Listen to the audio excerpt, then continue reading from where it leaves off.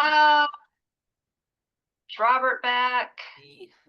And Mikey, will it let you go live off of yours, or is it still me? I'm going to say it's you because I don't see anything telling me I can do live this time. Okay, because I'm not seeing it either. Okay, so we'll just have to throw it out there as soon as I get it. Welcome everyone to our June meeting. Yes, we are June of Homesteaders and Preppers Guild. Welcome to all of our guests. We're glad to have you here with us. We're going to have a little bit of business to do first, and then we'll get into emergency communications. I'm going to try to keep it as short and brief as possible so that we have the most time for that information. So our agenda is we got to set up. Iris, yes or no? You missed our last session. Were you still interested in being the guild master for Agrarian? Yes, yes, Okay. I am. Okay, yes. that's our what's new with the Agrarian Guild is we have a new Okay. guild master. I was like, yes or no? Behind Yes. Yes or no to what? Behind the scenes, upcoming events, upcoming meetings, then we'll go into emergency communications and open discussion. What's new with the guild? Well, you see what's new with the guild.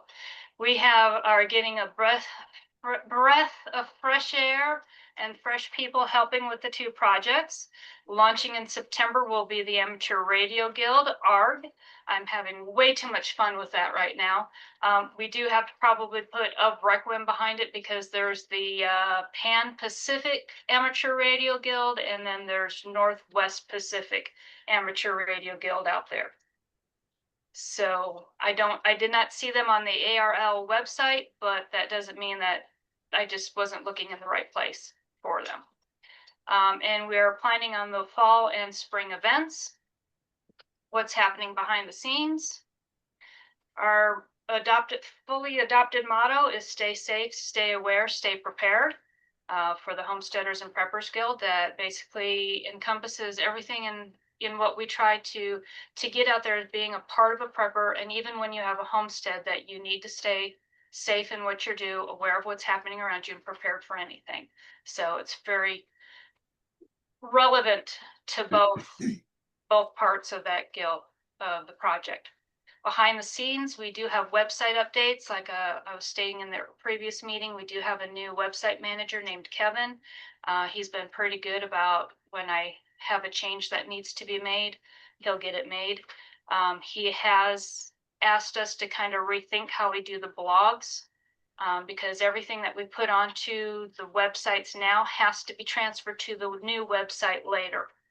And right now we are 9 websites. The main website, 7 guilds plus Space Station Requiem. 7 guilds. Yeah, we're that many websites across everything. So I'm thinking what we might do is we'll just put everything in a Word document, and then we can upload the blog, and that way all he needs to do is grab the document off of Google Drive.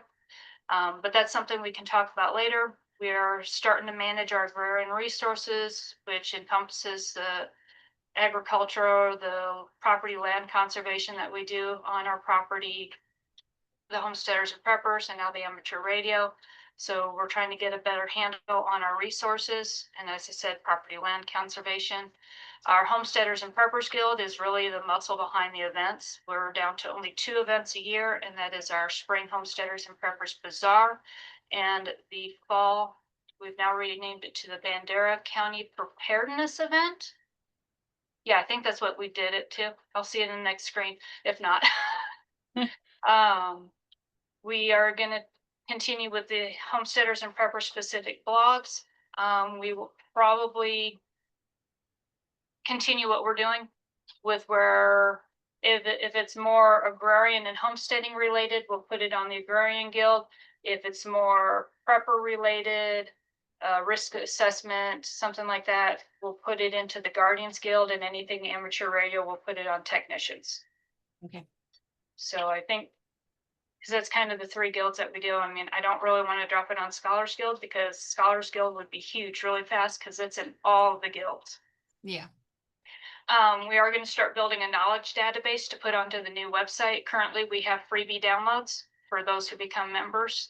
They're basically different different free books, PDFs that I've come across through the years that you can find some of them now where you actually pay for them, but if you look deep enough, you can find them for free. Cool. And Free is fun. yes, and we're offering them free. We're not making money off of them. Okay. For the Amateur Radio Guild, we do need at least 4 licensed members to register with the ARRL. And gentlemen, if I say anything incorrect about comms and everything else, please let me know. Feel free to interrupt. I'm still relearning everything after 32 years. So if you want to get tested and licensed, at least with a technician, get with me on how we can do that, because we're all in rural areas. It's a little bit harder for us to get into some of the established clubs already in our area. I'm not going to do a web page or social media launch until September with the fall event. Okay. And Iris, all of these are, I'll get you access to the resource guilds. All of our presentations are in the resources guild, or I'll add them to the agrarian. Upcoming events, we have the Bandera County Preparedness event on September 20th from 10 a.m. to 5 p.m. We do need more presenters. I'm still trying to network with more area resources, and we do need more vendors and organizations. Our farmers market area is full. They're going to be 2 separate parts. Where we were, Iris, going towards the antique store, that's going to be all preparedness event. Everything from the tree line path over where we had the food truck, the activities area, the entertainment, that's going to all be farmers market and kids zone. So they're on the same property, but they're going to be separate from one another. Anyone know someone in Amateur Radio Club that wants to set up that day? We'd love to have you. We are on Highway 16. We'll give you a space to set up. We have Mikey and I were talking one more activity for the kids activity zone. Then we're going to get to with Roger with Pipe Creek Volunteer Fire Department to see if they can help with that. Because we want to try to keep it preparedness related. The Spring Homesteaders and Preppers Bazaar is March 21st. That is going to lean more towards homesteading, along with prepping information on it. By that time, the Amateur Radio Guild will be out, and we'll just do a single booth with the amateur and the homesteaders, and how to join. I am hoping by then I will have my BEC certification so that I can give testing. Farmers market is, once again, will be separate from the bulk of this. We're hoping to be able to have 10 to 15 vendors. If all of our regular vendors come together, well, then we have room for 5. If all our normal vendors are there, we have room for 5 additional. But we've got 2 spaces that I'm looking at clearing out that should add another 5 spaces to that. Once again, it's $50 a space, $25 for each additional space. If at least 75% of the sales come from food, they set up for free. So Mikey was talking about finding someone who sells fruits and vegetables. They'll set up for free. J&M Bakery, they're all food. They set up for free. Iris, you guys are selling sourdough. That's a food item, so that, if you weren't already a guild master, you'd be setting up for free. With the kids activity zone, if you want to tap Ben to do that, so that he knows fall and spring are up to him. He can do the archery. I'll get him contact information for the face painter, and then try to do one other activity that's related to it. I do have crafting supplies. I was gonna say that might be a good time to do the bird feeders, because it's That's spring. what I was thinking, the little bird feeders with the spring, or they can do like the little eggshell where they plant a seed, or a little Dixie cup plant a seed to take with. We will have the seed swap in spring. Okay. I think that just is too much to do. Seed swap really doesn't, we're coming down hard out here. The seed swap is more homesteading, less prepper.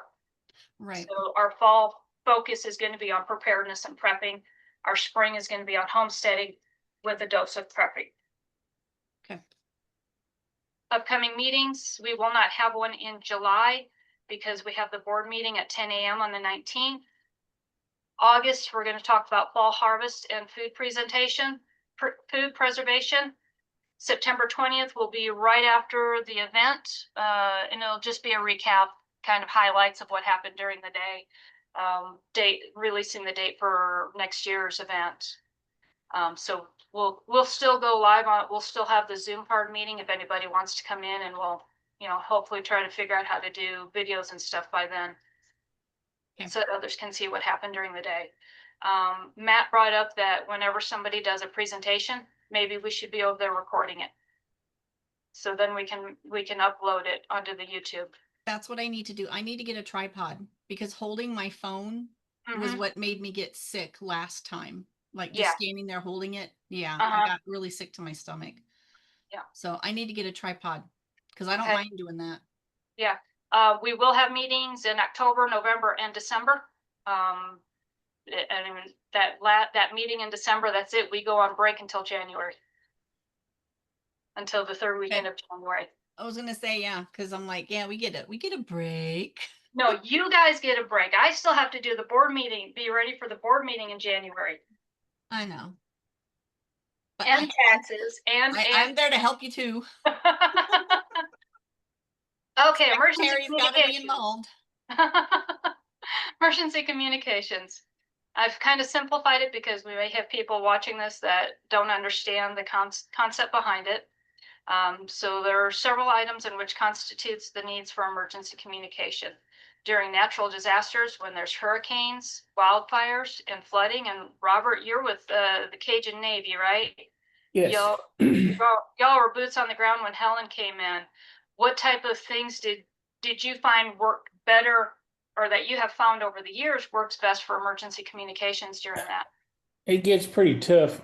We use handheld radios for, local. Starlink is really the big thing right now. That's worked out better than anything we've had over the years. Okay. I just put a portable one in my truck, but we had a larger one after that. And we'd go out in the field and we'd come back, to base. And I just the radios work for a few miles, and they're in and out. So Yeah. I don't have to explain. So other emergency chances would be man-made disasters such as social unrest and chemical spills. We've been seeing a lot of this one lately, which is why a lot of people get into prepping, is they're worried about the world going to hell in a handbasket. That's While that is a good reason to get into prepping, it shouldn't be your only reason that you're getting into prepping.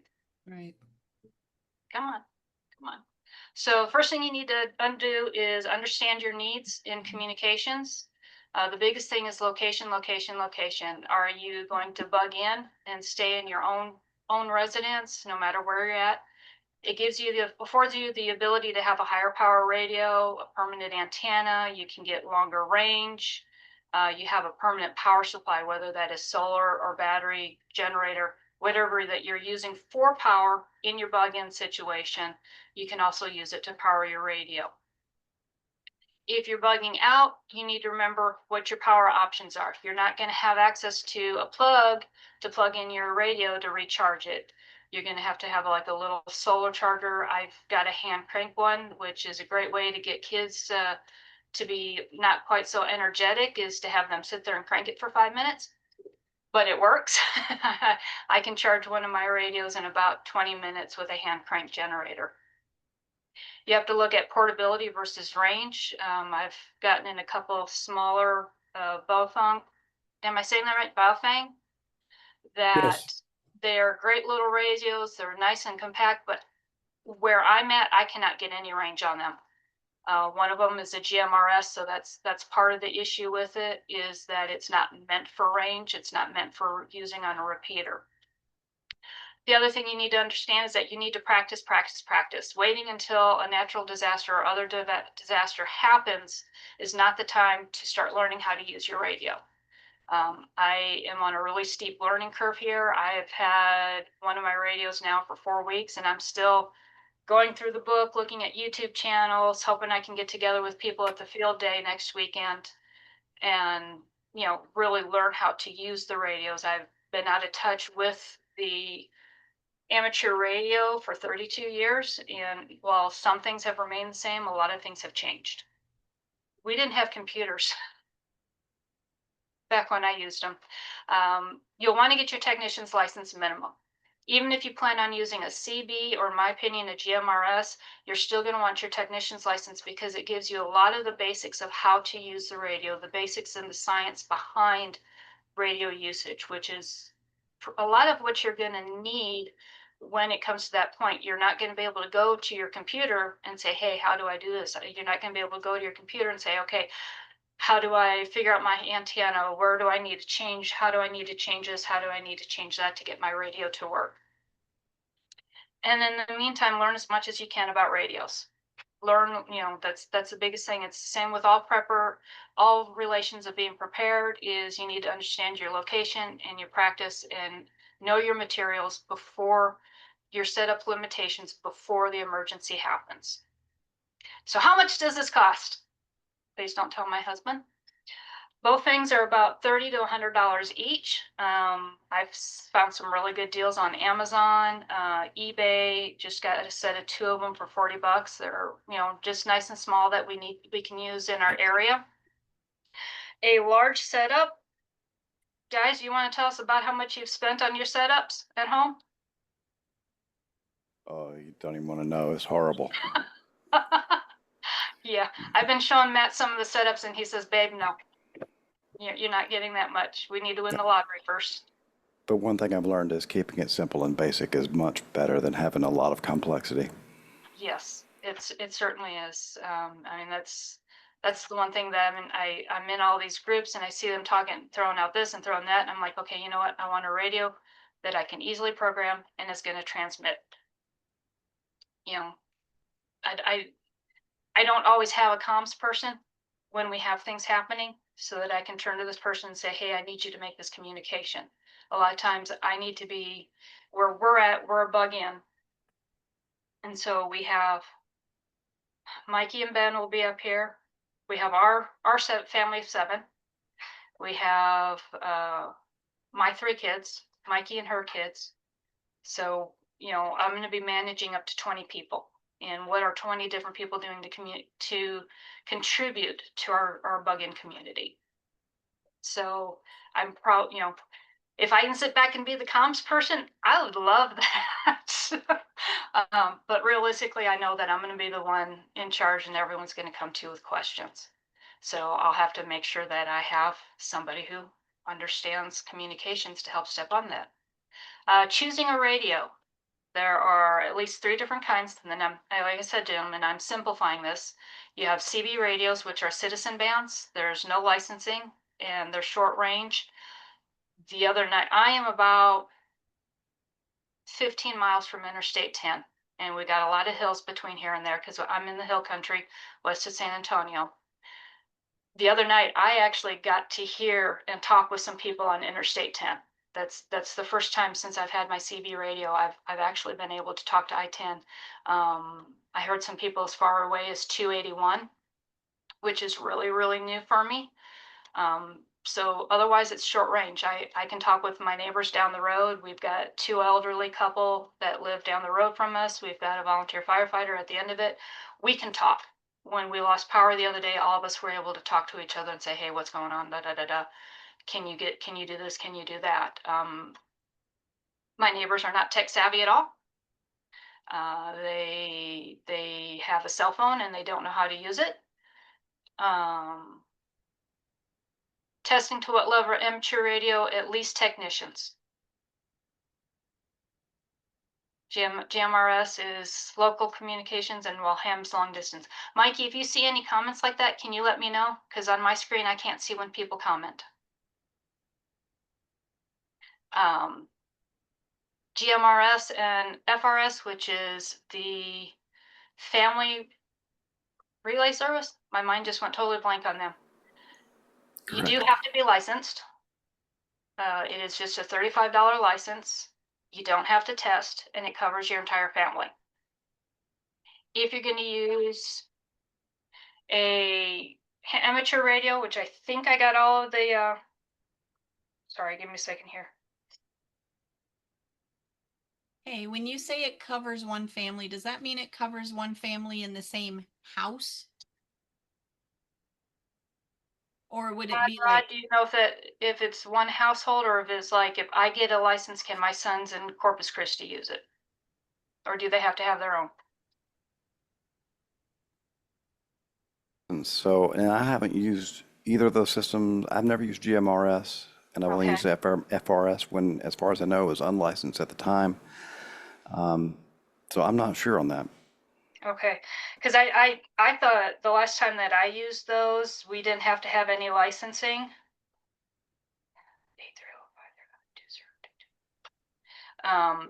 But I was seeing in a lot of the new groups that the FCC is now having you be licensed for GMRS. It's $35. I will hunt down on their website to see if it.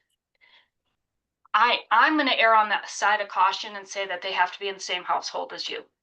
okay, That yeah, I think I would err on the side of caution. I mean, the chances of the FCC actually checking up on people are low, but they're not zero. right. But so with everything, I would Let's err see. on the side of caution. Looks like it's immediate family, regardless of whether they live under the same domicile. Okay, Okay, so like me, my son, my daughter. Okay. yeah, Well, we yeah, will be living under the same domicile in a couple of months, but yeah. Rod asked, do I need to be unmuted from the moderator? I don't think so, No, you should be able to click on the little microphone icon. because I see he's unmuted, but I don't think he can, like, we're not hearing him. Give me a second. Mikey, your co-host, you might be able to. Yeah, I'm not showing that you're muted, Rod. Is your microphone clicked in?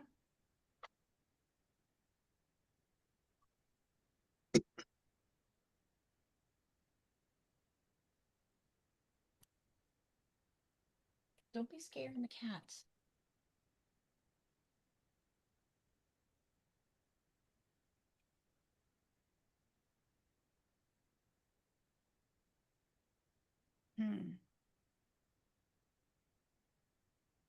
He says, yes, it is. See, now he's showing muted. Right.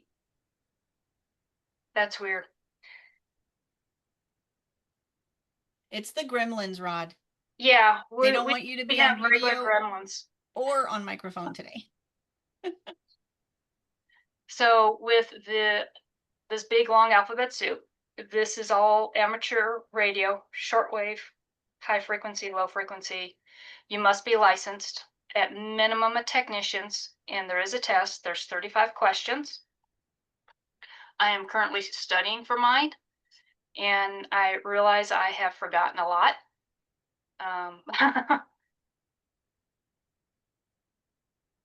Unmuted from.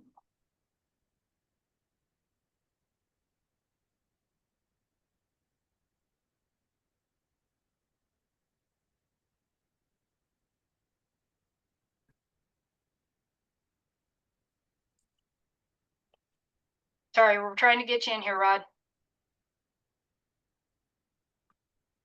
You do have to be licensed. I'm working on mine. It's technicians, 35 questions. It's a pool of 545 questions this round, I think I heard, or 547 questions. Extra class hams. Yes, I am going to work my way towards being an extra class and being a volunteer examiner or a VEC for our area, and to do it online. It's going to take me a little bit to get there, though. I did not realize that I had a stroke in 2022, and so I'm still trying to come back from it fully. And so how I learn has changed. And how I learned in the past is not working on how I'm learning right now. So it's a challenge. I mean, I'm having to hit myself with several different ways, but my goal is, yes, to be through the extra class and to be able to give examinations at our events. I think that is everything that I have other than the FCC emergency communication laws. there are several things that you can do and you can't do. Being able to broadcast with any amateur radio license, you cannot do. There's some exceptions, there's one exception coming up. The FCC, oh, we lost Ron. The FCC ensures that public safety by governing and enforcing laws related to emergency communications. The priority of emergency alerts means that broadcasters and telecommunications providers must prioritize the transmission of emergency alerts under the FCC regulations. What does that mean with our compliance with FCC regulations? We have a broadcast exception. In the case of immediate risk to public safety, only where such communications directly related to the immediate safety of human life or protection of property can we broadcast. And that is to basically say the message, repeat it, repeat it, repeat it, and then let the others will take and carry it on. I don't know if there's anything you want to add to that, Rod or Todd? No, okay. Perfect. Yeah, so everything, the biggest thing is you must still be licensed. I mean, real life shit hit the fan scenario. The chances are the FCC is not going to care if you're licensed or not, but in the meantime, you have to be licensed to be on the radio other than citizens bands. So open discussions. Did I cover everything? Is there something I missed? Is anybody doing a field day in their area that they want to promote out? Field day is next weekend, 28th and 29th. And I where was know. that one at again? Shovano Park. Chavano Park. Chavano Okay. Park. I'm sorry. I was like, Rod is Upshur in Wood counties in northeast Texas. gotcha. Is going to have one. I've reached out to Kendall County one, and right now they say they're just online. I haven't heard back from them if they're actually going to be set up somewhere physical. I'm really excited about it, to be able to get out there and actually see people using radios versus watching on YouTube, looking at my radio, watching on YouTube, looking at my radio. I've really gotten to be hands-on on my learning. And that's me too. It's like I'd rather be there doing hands-on. Visually, I'm okay, but when I need to learn how to do something like that, I need to be hands-on. Yeah. Cool. And Robin, with your radio configuration that you're doing, the interface on these little handhelds is really confusing. I mean, It is. and only a few times in my life have I gotten totally proficient at it. And then I stopped doing it for a few months and can't remember. Yeah. Have you picked a good piece of software and a good adapter cable to configure the radio? Because that helps tremendously. With the first Baofeng that I got, it had the little connection device with it, and it had the Chirp software on a little mini disc, but I could not get it to load, so I went to the Chirp website and downloaded it from there, and I watched some YouTube videos on how to use it because the user's manual was Really hard. lacking. Yes, and And yeah. the first thing I did is I managed to lock my radio, and everything was in Chinese when I turned it back on. Yeah. So that was the first thing I had to figure out how to do, was to get everything back into English. I've had that problem before. It's really Yeah. difficult. Yeah. Yep. Okay. I'm sorry, go ahead. No, I was just going to say, Rod said arranging programming assistance is a good thing for new users. Yes. He's absolutely correct. Yes. Yeah, that is a difficult thing to get used. I don't know if I'm glitching or if everyone else is. I don't Check know. in an emergency and things like that. It's pretty confusing. Yeah. I mean, well, even just as a new user, yeah, I mean, normally I tell everyone, find a local club, get involved with a local club. And that was all the way before I moved out to the west of San Antonio, out here in Bandera County. You can say Timbuktu. It's okay. I was going to say BFE. Well, we're recording, so I know. Trying to keep it family friendly. I don't always succeed, but I try. But where I'm at, and I am not able to drive, being able to get involved with a local club is proving to be very challenging. Um, yeah, it's a challenge to be able to get somewhere, to people who are willing to help and willing to listen, willing to help you learn and understand the radios and answer your questions that a book or a YouTube video can't about what you're learning for your licensing. Rod is asking if you have a list of objectives for the Amateur Radio Guild. Not on me right now, Rod. One of our objectives is to kind of outside of the pirate. One of our objectives is creating networking without boundaries. So even though I'm here in Pipe Creek, Texas, Mikey's over on far east side San Antonio. My kids are in Corpus Christi. Iris is your northeast is San Antonio, right? Okay. So we're all spread out, but we're all one group. But we're not. I do not use Discord server. Mikey does and her son does. I don't get along with Discord. we won't argue if anybody wants to take that part and run with it. I also want to be able to bring into the Bandera County area. We have just an Aries group, but we have to go to Kerrville or Bernie or Castroville for another amateur radio club. So I want to help with one here in Bandera County in our area and be able to give more on, be able to teach online, be able to help. My mind just went blank on them. WX7.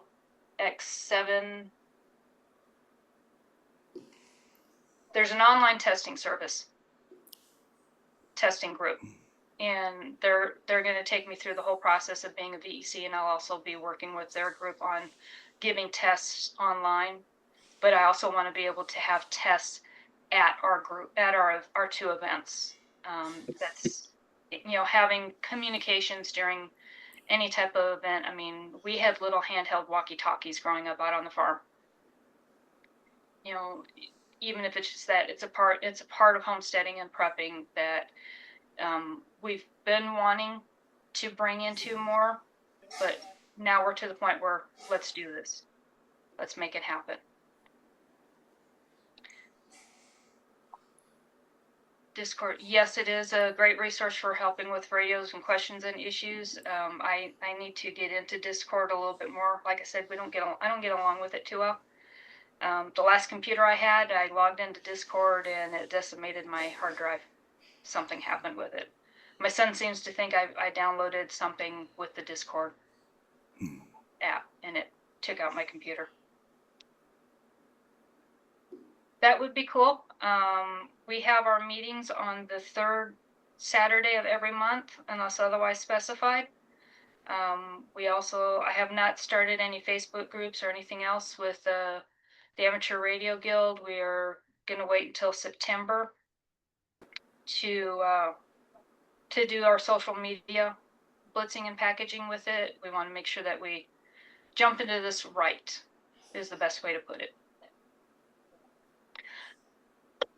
And by the way, I should probably introduce myself. I had some audio troubles when I first joined. I hadn't That's used. okay. So I'm Todd. Hi, Todd. Reached out to Robin recently when I heard about the ham radio group forming. And I've been active in ham radio, not so much for the last year, but I actually live in downtown Austin right now. Oh, cool. but- So you're not that far. Hey. Yeah, but me and my wife bought property in Bandera, Pipe Creek, last year. Oh my And God. and have been working on getting that set up. But the week after we bought it, I started a new job that's been very demanding. And I do cybersecurity stuff. So I get out there as much as I can. It's usually 1 or 2 weekends. I try to make it a long weekend Yeah. out of the month. And the only radio I've got there right now is one little Woshan handheld. It's like kind of like the Baofeng. Mm-hmm. Haven't got my configuration cable for it set up yet. Haven't got the software set up yet. Have looked around through the repeater directories and haven't found any active repeaters yet, which is We it's have probably just 2 repeaters in Bandera. I believe Hill Country Amateur Radio Club maintains them. When I get back to my computer, I'll shoot you the frequencies. I don't have the tones or anything else to get on them yet. okay. It would be good to have a relationship with people that have a repeater because that makes things way more useful. What was I going to say about that? Oh, and I have not done ham radio communications in an actual emergency, although I've been through some emergencies, hurricanes and stuff like that, power outages for 45 days and whole house destroyed, yada, yada. After those events, I became a prepper, but have not done ham radio in an actual emergency. So when we had the Snowmageddon in Austin, I had my radios going at the time, and there was very little activity because it seems like what happened was they had backup power that they hadn't tested in a long time, and the batteries either weren't very good or didn't work at all. Yeah. And the towers that were running, as soon as the batteries went flat, that was it. Yeah. So it was kind of quiet on the radio. But anyway, just reached out to Robin when the ham radio group came up, and I thought I'd jump in and say hi. Appreciate it. I'm jealous of you now because you're going to be moving out to Pipe Creek and I'm still trying. I love it so much. Oh my Yeah, God. when you come down 16 and you see the country antique store, Mhm. they've got all the storage buildings and they got the big cast iron pig and then country accents. And then there's a street there called Panther Ridge. We're literally that next property. And there's a little restaurant back there, right? Yes, there's Yes. backyard It's bistro really- back there. When they have music, I can hear them. I can smell when they're barbecuing. They're right across from our Panther Ridge driveway. Yeah, that's delicious food there. I've been there a couple times now. It's really, yeah. really good. Eat that sweet potato fries. Once a Yes. month. Once a month, I walk over there and I get my sweet potato fries. I had fried cheese grits last time I was there. I love was- just about everything they make. I have a food allergy, so I don't get to go out that often. But he tries to make me food safe when he can. I have severe allergies myself, and I'm actually feeling pretty rough today, to tell you the truth. So I'm not quite 100% here. Yep, I feel you. Mhm. One of my goals when we do the testing is any money that we take in as our testing fee that's separate from the FCC fee it's going to go towards us having our own repeater that we maintain. So my place is at 1,950 feet. Okay. So I'm right on the top of the ridge.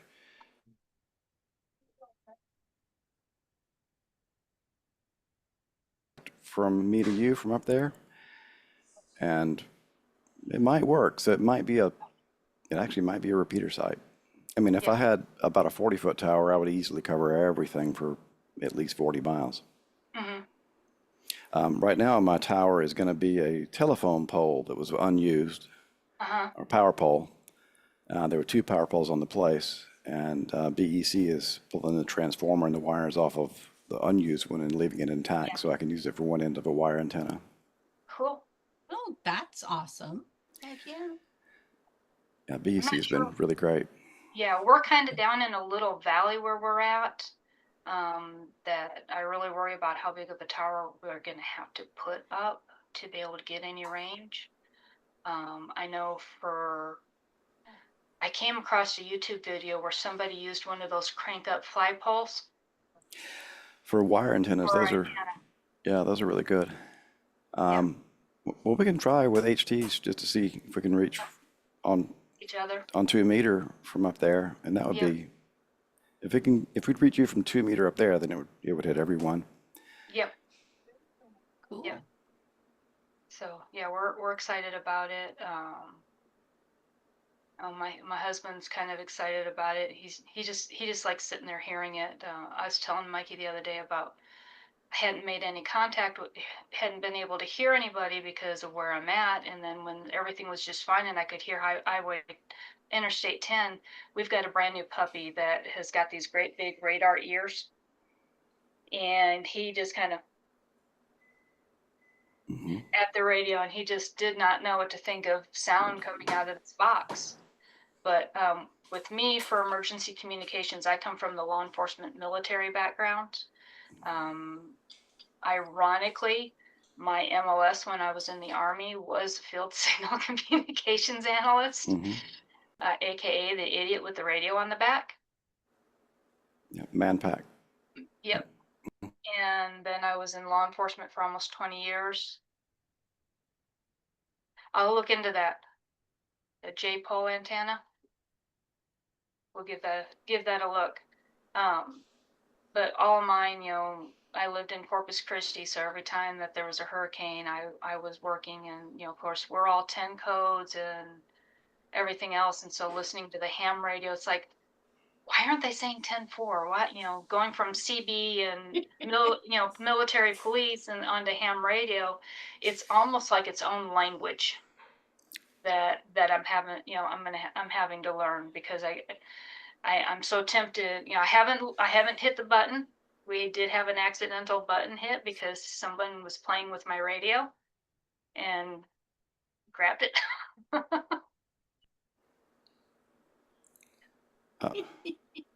So a funny story about CB radios, just this not just a tangent that I shouldn't even talk about, but so when I was a kid, my dad had a 2 kilowatt CB radio, which was totally not legal, and a Yeah. 100-foot tower.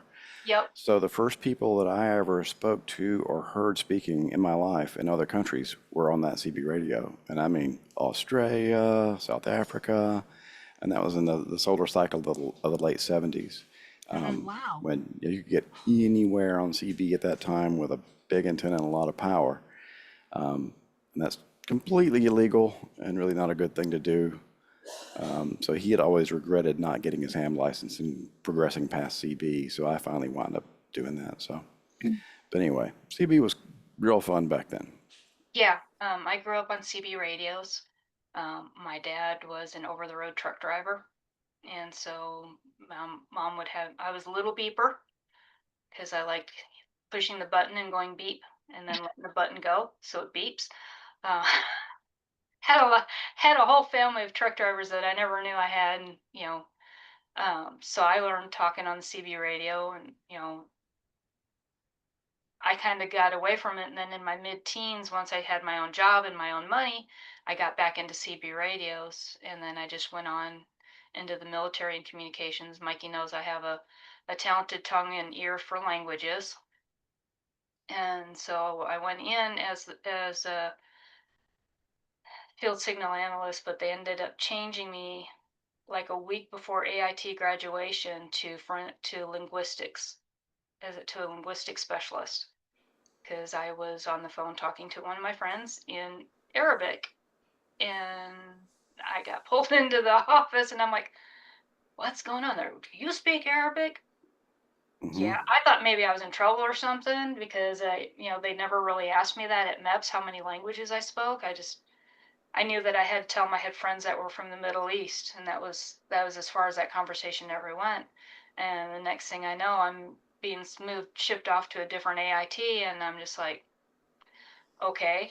And I was in the military for a couple of years, and after that went straight into law enforcement. Still had my CB radio, dabbled a little bit in the amateur radio, got my license, and then life just got really busy that I had to walk away from it. And now Facebook only gives you so much, sometimes you just need to hear a person talk, versus just typing and everything. And so that's what got me back into amateur radio. I mean, I started out with my CB, and I'm like, I want to go a little bit further. This isn't getting me where I want to go. So yeah, it was pretty cool, but we are coming up on time, so I'm going to stop the recording. Maybe